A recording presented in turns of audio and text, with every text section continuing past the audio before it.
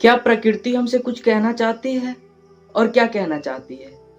और अगर कुछ कहना चाहती है तो क्या हम सुनने के लिए तैयार हैं? जगदीश सुधीश भवेश विभो परमेश परात्पर भूत पिता प्रणतम पतितम हत बुद्धि बलम जनतारण तारयतापिततम। नमस्कारम। प्रकृति की पुकार में आप सबका स्वागत है। मैं शिव प्रमोद दास उर्फ निखिल कुमार प्रकृति की पुकार में प्रकृति से जुड़े कुछ बातों पे चर्चा करने वाला हूँ और ये चर्चा करना शायद बेहद अनिवार्य भी हो गया है। तो पहला प्रश्न है, क्या प्रकृति हमसे कुछ कहना चाहती है और क्या कहना चाहती है? इस बात पर अगर थोड़ा विचार विमर्श करें तो पता चलेगा ये प्रकृति चिल्ला चिल्ला कर बोल रही है, अब बस रुक जाओ, ये अत्याचार बंद करो, हमें भी जीने की आजादी दो। समझ में नहीं आया ना? एक उदाहरण से समझते हैं। मान लीजिए चुनाव के समय आपके पास एक नेता वोट मांगने आता है, तो आप उसके सामने क्या शर्तें रखते हैं?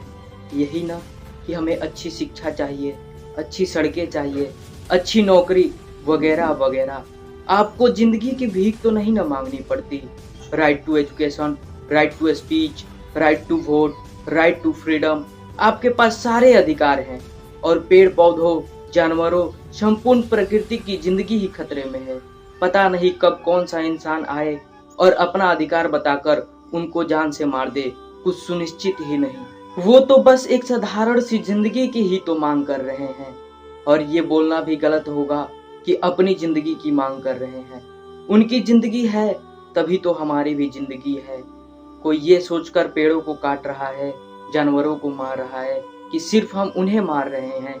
ये तो ऐसा हो गया जिस डाल पे बैठे हो उसी को काट रहे हो, सिर्फ ये सोचकर कि डाल को काट रहे हैं। मतलब प्रकृति हमसे कुछ कह रही है, और जो कह रही है बहुत महत्वपूर्ण है।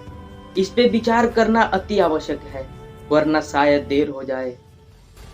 अगला प्रश्न है, क्या हम प्रकृति को सुनने के लिए तैयार हैं? जी बिल्कुल, हम सुनते भी हैं और सब समझते भी हैं, पर करते क्या है? वही जिससे सिर्फ हमें लाभ मिले। उस लाभ के लिए चाहे कितने जानवर मर जाए, जंगल के जंगल तबाह हो जाए, सारे पक्षियां ही क्यों ना मर जाए, पूरा संसार ही क्यों ना बर्बाद हो जाए, हमें तो बस लाभ और अपने आराम की पड़ी रहती है। क्या ये बात वैज्ञानिक नहीं जानते या हम नहीं जानते कि प्रकृति का दोहन करने से हमारा अस्तित्व मिट सकता है, पूरी धरती बर्बाद हो सकती है? इस बात का अनुमान करते हुए भी कलेजा कांप उठता है। ये सब जानते हुए भी हम इतनी बड़ी गलती कैसे किए जा रहे हैं? क्या ये सब रुक नहीं सकता? जी बिल्कुल रुक सकता है। जब हम पेड़ पौधों, जानवरों, संपूर्ण प्रकृति से उतना ही प्रेम करने लगे जितना हम खुद से करते हैं, सब कुछ सही हो सकता है, पूरी जिंदगी आनंद से भर सकती है। बस एक बार उनसे प्रेम करके तो देखो और उन पे किए जाने वाले अत्याचार बंद करके तो देखो। आशा करता हूँ इन सब बातों का आप सबके आत्मा पर प्रभाव पड़ेगा और आप सब इसे बेहतर करने की निष्ठापूर्ण प्रयास भी करेंगे।